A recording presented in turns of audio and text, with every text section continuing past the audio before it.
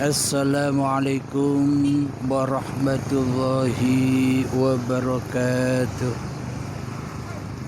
Bismillahirrahmanirrahim. Ashhadu an la ilaha illallah wa ashhadu anna Muhammadar Rasulullah. Allahumma salli ala sayyidina Muhammad wa ala ali sayyidina Muhammad. Rabbi israh li sadri wa yassir li amri wahlul 'uqdatam min lisani yafqahu qawli. Amin. Bismillahirrahmanirrahim. Salam santun, salam hormatku untuk seluruh sahabat-sahabatku tercinta, baik di dalam dan di luar negeri. Semoga kita semua selalu di dalam fisabilillah. Amin ya rabbal alamin. Bismillahirrahmanirrahim. Kali ini kita akan mengkaji di dalam surat Ar-Rum ayat yang ke-30. Saya bacakan ayatnya. A'udzu billahi minasy syaithanir rajim. Bismillahirrahmanirrahim. Fa'aqim wajhaka lid-dini hanifa fitratallahi allati fataran nasa 'alaiha. لا تبديل لخلق الله ذلك الدين القيم ولكن أكثر الناس لا يعلمون. Artinya, maka hadapkanlah wajahmu dengan lurus kepada agama Allah, fitrah Allah yang telah menciptakan manusia. Menurut fitrah itu tidak ada perubahan pada fitrah Allah, agama yang lurus. Tetapi kebanyakan manusia tidak mengetahuinya. Shadaqallahul azim. Ar-Rum ayat ke-30. Alhamdulillahirabbil alamin. Maka jelaslah sudah di dalam surat Ar-Rum bahwa agama di sisi Allah itu adalah agama yang lurus. Agama yang lurus kepada kefitrahan Allah. Agama yang lurus kepada kesucian Allah. Jadi bila hati kita belum lurus, maka kita belum dikatakan sudah beragama di sisi Allah.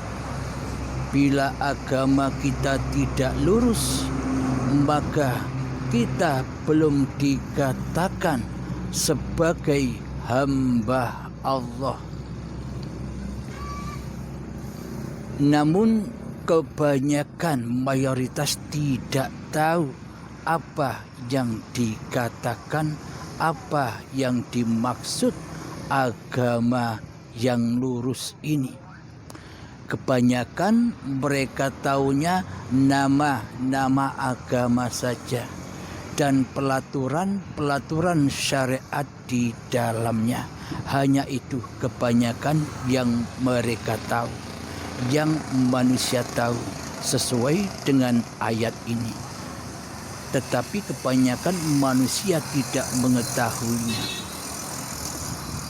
Dikarenakan selama ini Allahnya gaib, Dikarenakan selama ini Allahnya tiada bagi diri manusia kita selama ini.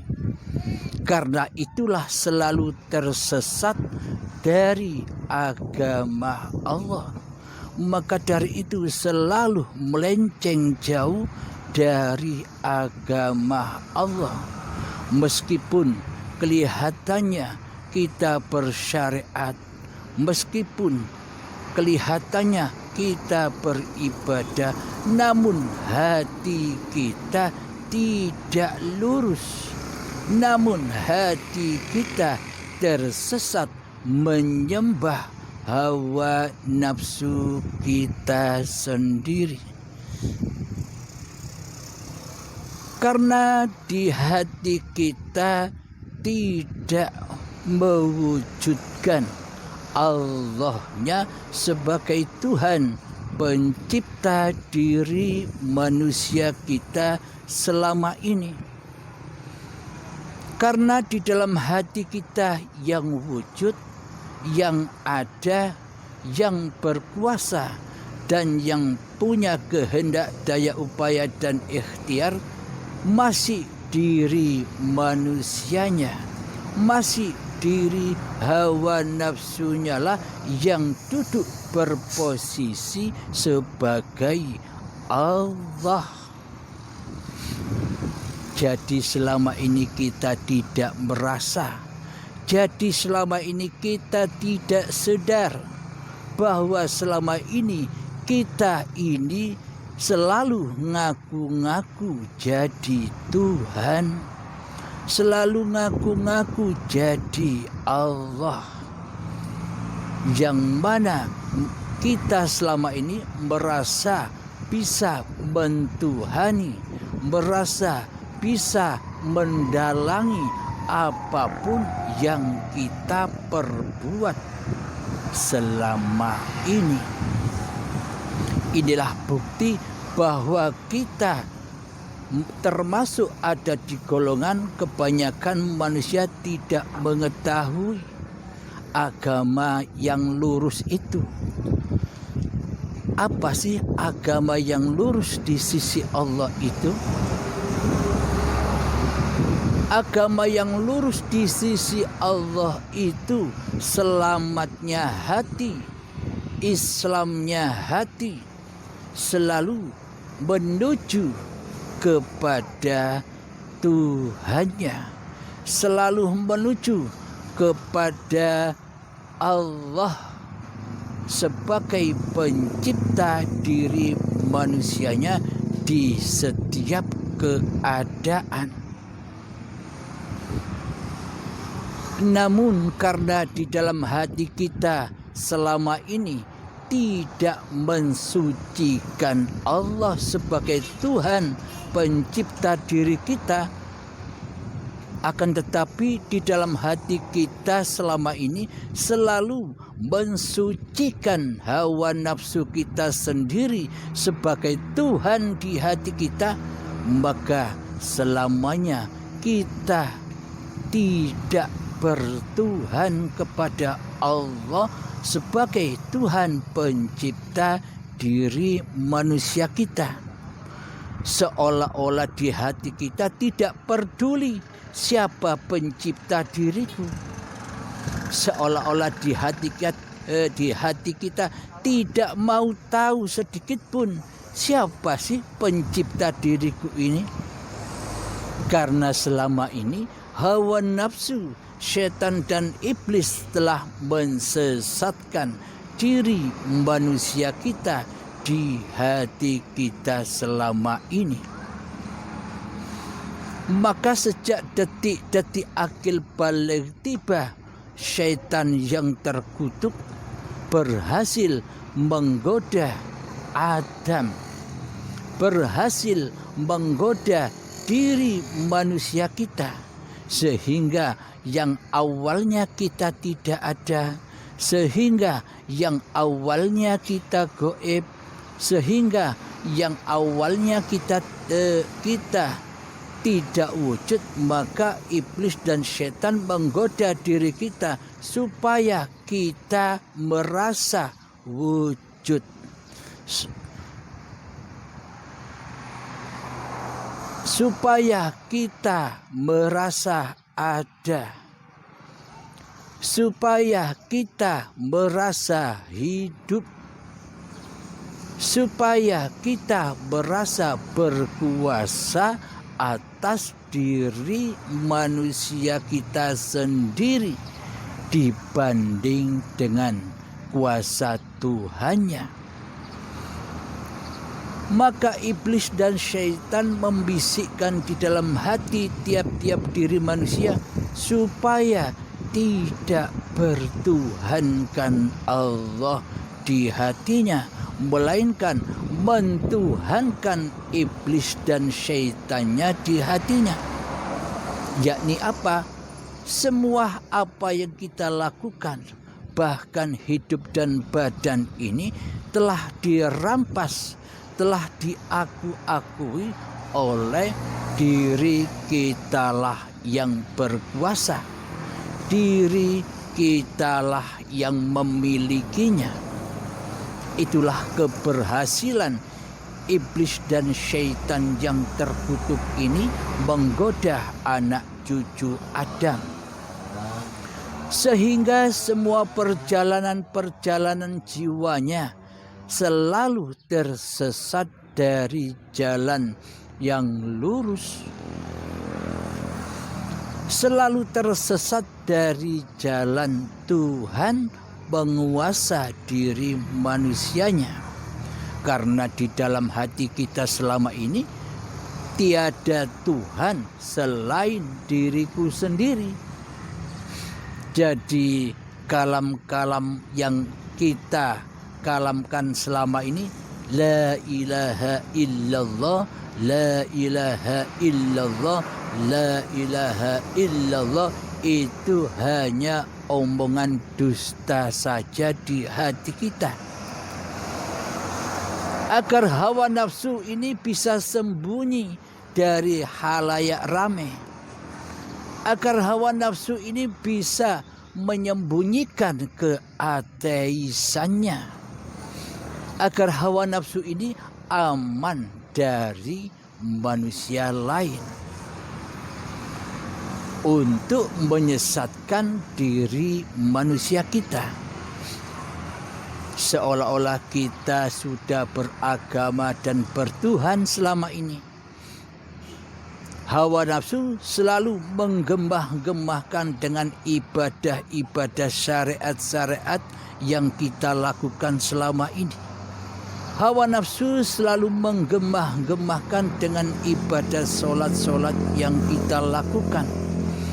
Hawa nafsu selalu menutup-nutupi diri kita dengan berbagai macam zikir-zikir, agar kita semakin sesat di jalan Allah, agar kita selalu lurus berjalan di jalannya iblis dan syaitan, yakni teraku-akuinya semua perbuatan yang kita lakukan diaku-akui sebagai milik kita, supaya kita terjebak kepada linafsi daripada lillahi ta'ala.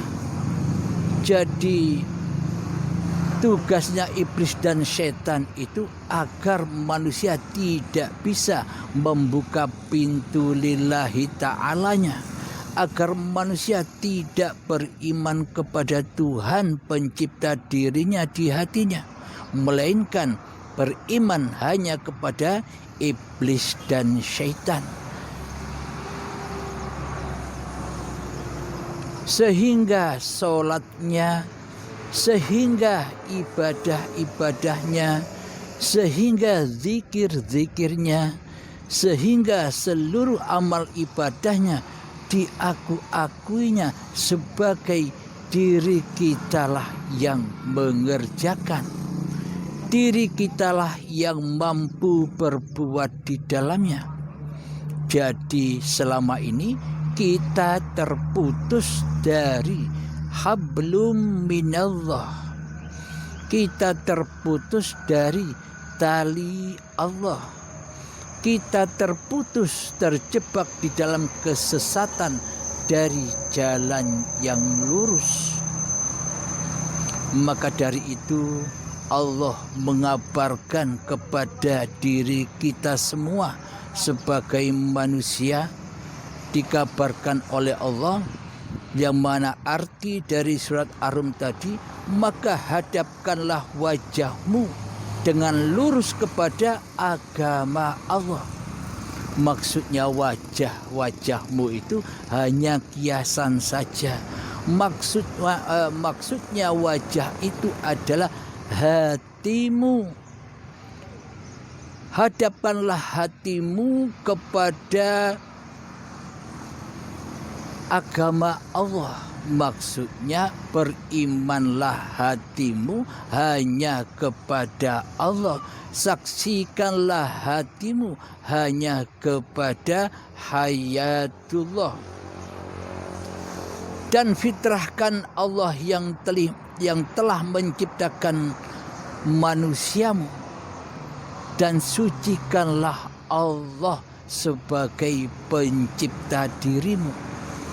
Jadi selama ini penghadapan wajah-wajah kita selama ini kan kepada yang najis. Penghadapan wajah-wajah hati kita yang dipandang selama ini kan selain Allah.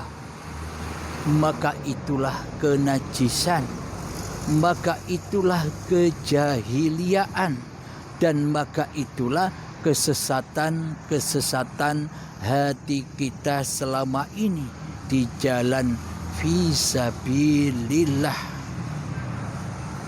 Maka hadapkanlah wajahmu dengan lurus kepada agama Allah. Nah, inilah yang dimaksud agama. Ketika hati sudah berpancar kepada hidup, ketika hati sudah hanya menyaksikan kepada hiduplah yang bisa menyaksikan segala apa-apa dan segala siapa-siapa, serta hiduplah yang bisa menyaksikan segala sesuatu yang ada di alam semesta ini, maka itulah yang dimaksud jalan yang lurus, jalan bertemu Tuhannya, jalan rojiun kepada Tuhannya. Dan fitrahkan Allah sebagai pencipta dirimu. Maksudnya bagaimana? Sucikan hayatullah, sucikan hidupnya Allah dari hidup diri manusiamu di hatimu. Jadi bila yang suci masih diri manusiamu di hatimu, maka jika kita masih merasa bahwa yang hidup ini hidupnya manusia, maka selamanya apa yang kau kerjakan semuanya tidaklah suci. Semuanya di dalam kenajisan dan di dalam lembah dosa. Jadi apapun yang kita perbuat, baik itu sholat, baik itu ibadah, baik itu zikiran, semuanya rojiun terbakar di dalam neraka. Yakni hawa nafsulah yang merasa menguasainya. Jadi selama ini sebelum kita beragama yang lurus kepada agama Allah, sebelum wajah kita menatap wajahullah, sebelum kita haturkan kembali, sebelum kita abdikan kembali, sebelum kita mempersembahkan kembali bahwa hidup ini Allah, maka selamanya kita jauh dari kesucian. Jauh dari kesucian Allah. Jika jauh tersesat dalam kesucian Allah, maka disitulah yang dimaksud an-nar, disitulah yang dimaksud jahanam. Seluruh laku kita masuk di dalam nerakanya Allah. Jadi semuanya tidak akan sampai kepada Allah. Seluruh ibadah-ibadah yang pernah kita lakukan sejak detik akil balik tiba hingga setua ini, semuanya akan tersesat jalannya, tidak sampai kepada Tuhannya. Mangkana fi hadhihi a'ma, barang siapa di dunia ini buta mata hatinya, tidak berjalan di jalan yang lurus kepada Allah, fahuwa fil akhirati a'ma, apalagi di akhirat maka bertambah butalah ia. Wa adallu sabila, dan tersesat-sesat jalannya. Nah, jadi dunia akhirat itu kapan? Ketersesatan itu kapan terjadinya? Bukan nanti, sekarang pun sudah terjadi. Ketersesatan hati manusia kita selama ini kepada agama Allah, kepada jalan yang lurus, kepada wajhullah. Jadi agama kita selama ini, kita siapapun Anda selama ini memeluk agama hanyalah simbol-simbol jasmania saja. Hanyalah simbol-simbol syariat-syariatnya saja. Akan tetapi hati kita selama ini tetap berada di dalam kekufuran, tetap berada di dalam keateisan. Tapi selama ini kita tidak tahu itu. Tetapi selama ini kita tidak menyadari itu. Jadi dengan surat dari Allah yang diturunkan lewat Al-Quran untuk seluruh manusia, di dalam surat Ar-Rum ini, ayat yang ke-30 ini, maka semoga dengan surat ini hati kita semua, siapapun Anda dan apapun agama Anda, akan tergugah untuk berpindah agama kepada agama yang lurus, kepada agama Tuhan pencipta diri manusianya. Maksudnya agama yang bagaimana? Agama yang mana hati selalu menyatakan, mewujudkan bahwa hidup inilah Tuhan pencipta diri manusia. Hidup inilah pencipta badan-badan manusia. Jika tanpa hidup, jika tanpa Allah sang penguasa, apakah badan-badan kita ini ada? Apakah seluruh alam semesta ini ada? Tanpa Allah, maka tiadalah diri kita. Tanpa diri kita, maka tiadalah alam semesta ini. Jadi adanya alam semesta yang ada di luar diri kita, semua itu ada, semua itu wujud karena wujudnya diri manusia kita. Tanpa wujudnya diri manusia kita, maka seluruh alam semesta ini tidak akan wujud. Dan kewujudan diri manusia kita, badan kita ini, dari wujudnya hidup, dari wujudnya Allah.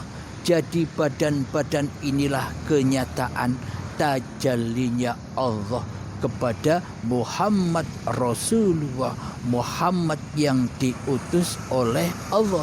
Badan-badan yang dicipta, yang diutus, yang dipergerakkan, yang diperjalankan oleh hidup.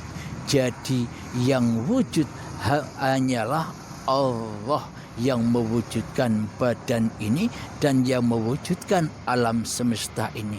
Bila di dalam hati kita sudah nyata Allahnya, berarti diri manusia kita sudah mati saat itu juga.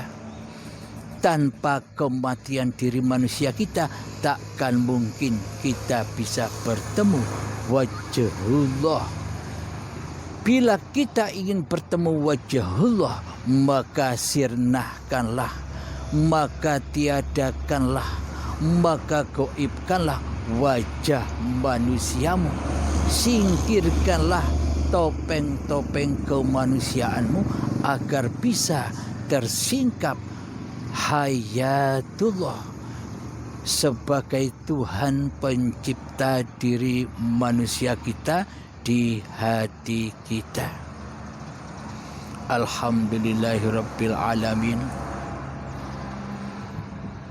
Jadi sudah kita ketahui semua. Jadi sampai kapanpun tidak ada perubahan pada fitrah Allah. Awal akhir fitrahnya Allah. Itulah agama yang lurus. Meskipun di dalam agama beragama secara syariat, maka luruskanlah hatimu kepada wajhullah. Itu yang terpenting daripada syariat-syariat kemanusiaanmu. Karena sesungguhnya syariat-syariat manusia itu tidak ada. Syariat-syariat manusia itu tidak wujud bila tidak ada hidup, bila tidak ada Allah.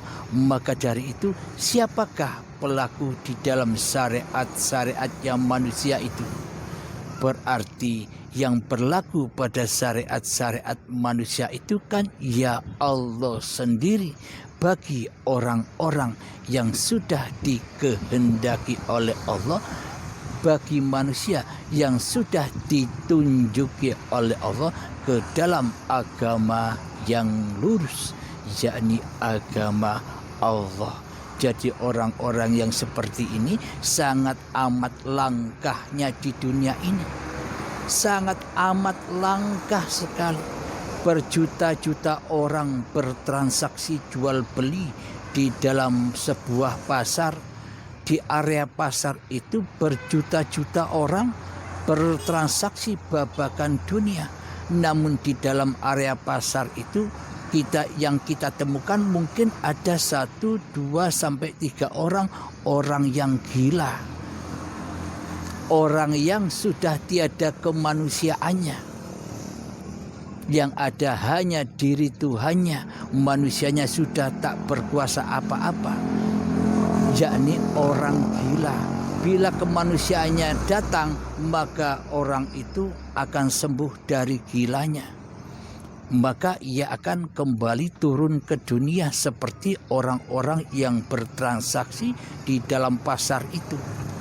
Maka dari itu perbandingan antara manusia yang cinta kepada dunia dan yang cinta kepada Allah, 1 juta orang banding 1 orang untuk seluruh penduduk dunia ini.